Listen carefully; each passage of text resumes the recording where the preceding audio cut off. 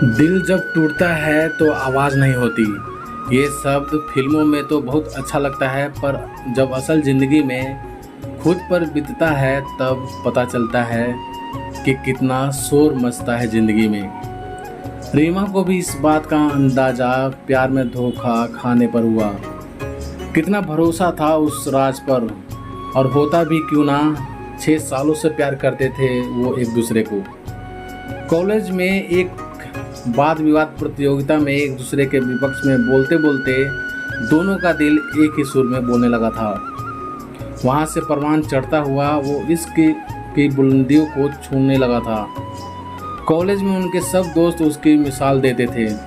बस इंतज़ार था दोनों के पढ़ाई पूरी करके नौकरी करने का, ताकि घर वालों को भी बता सकें।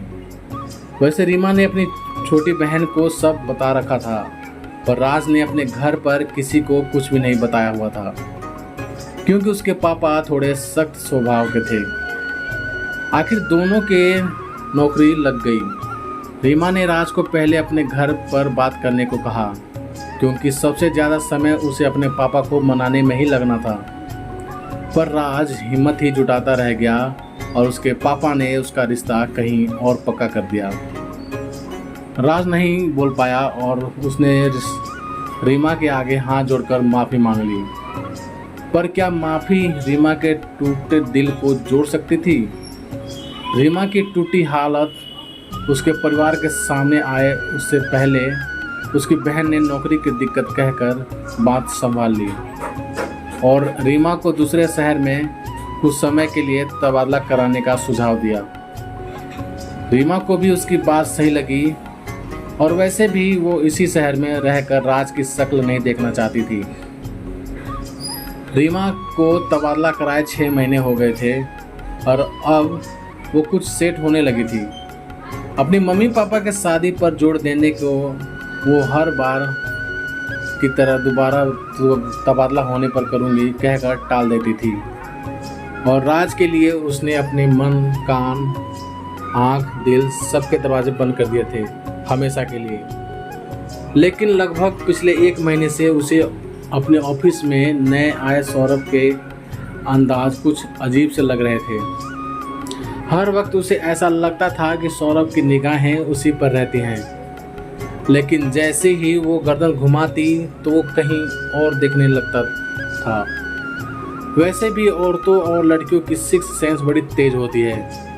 अपनी ओर उठती हर अच्छी बुरी निगाह की उन्हें अच्छे से पहचान होती है। रीमा भी सौरभ के मन की बात समझ ही रही थी। सौरभ अच्छा लड़का था, इसलिए रीमा को दुख हो रहा था कि बात जितना आगे बढ़ेगी कल को सौरभ को उतना ही दुख होगा। इसलिए एक दिन उसने हिम्मत करके सौरभ को कैंटीन ले जाकर सब बता दिया और खुद से दूर रहने की सलाह दी। सौरभ बोलने लगा कि आपकी इन्हीं सब अच्छी बातों और आदतों के कारण मैं आपको पसंद करता हूँ। कोई जल्दी नहीं है मुझे, मैं उम्र भर आपका इंतज़ार करने को तैयार हूँ, लेकिन शादी मैं सिर्फ आपसे ही करूँगा। अब इंतज़ार मुझे बस इस बात का है कि कब आप बीती हुई बातें भूलकर आगे बढ़ेंगी और हम दोनों की ज़िंदगी को खुशियों से भर देंगी।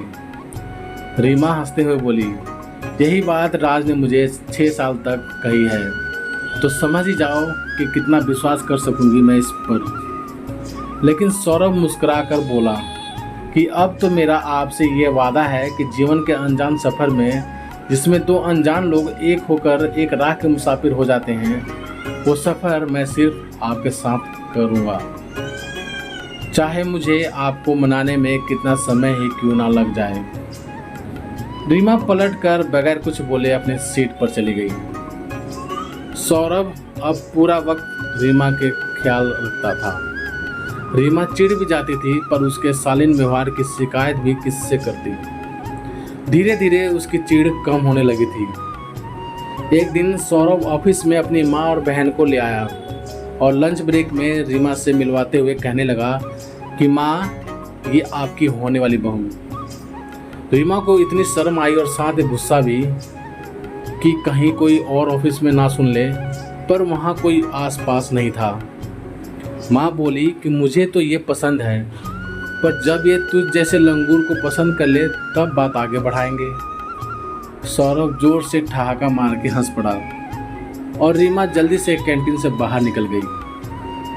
वो उस दिन ऑफिस से तो आ गई, पर शायद उसके दिल में कुछ हलचल मचने लगी थी। उसे खुद भी पता ही नहीं चला कब सौरभ की अच्छी आदतों और प्यार ने राज के दिए गम को दूर कर उसके दिल में जगह बना ली। एहसास उसे तब हुआ जब अकेले में भी गाहे बगाहे सौरभ का ख्याल दिल में रहने लगा था। लेकिन फिर भी वो चुप थी और सौरभ को अपने दिल की बात नहीं बताना चाह रही थी। शायद कहीं ना कहीं डर रह गया था राज के धोखे का। इसी कारण अब वो सौरभ से कतराने लगी थी कि कहीं सौरभ उसके मन की बात ना जान जाए। पर यह कतराना भी उसके मन की बात को छुपाने की जगह और उजागर कर गया। सौरभ ने एक दिन फिर ऑफिस से निकलते हुए उसका रास्ता रोक लिया और कहने लगा कि तुम इतना मुझसे कतराने लग गई हो, लगता है मेरे प्यार ने तुम पर भी असर डाल ही दिया है। रीमा बिना जवाब दिए जाने लगी तो सौरभ जोर से हंस दिया और बोला, अब और इंतज़ार नहीं करूँगा मैं। इस इतवार को मैं अपनी मम्मी पापा को बुला रहा हूँ, तुम भी बुला लो। अब पहले मुहूर्त में ही तुम मेरी ज़िंदगी में आ जाना, अपने सारे बीते हुए दिनों की बुरी परछाइयाँ छोड़कर। मैं तुम्हें इतनी खुशियाँ दूंगा कि तुम सिर्फ उनकी बात करोगी, पिछली नहीं। और ये कहकर सौरभ ने रीमा की तरफ अपने हाथ बढ़ा दिया और इस बार उसे मायूसी नहीं मिली। रीमा ने भी चमकती आंखों से आने वाली नई खुशियों का दामन थाम लिया। दोनों ने अपनी जिंदगी की नई शुरुआत की और उनका जीवन खुशियों से भर गया। तो प्यारे दोस्तों, आप सभी को यह कहानी कैसी लगी प्लीज़ कमेंट करके हमें ज़रूर बताना। यदि कहानी आप सभी को पसंद आई हो तो लाइक करना, शेयर करना और चैनल पर नए हो तो प्लीज़ चैनल को सब्सक्राइब भी ज़रूर कर देना।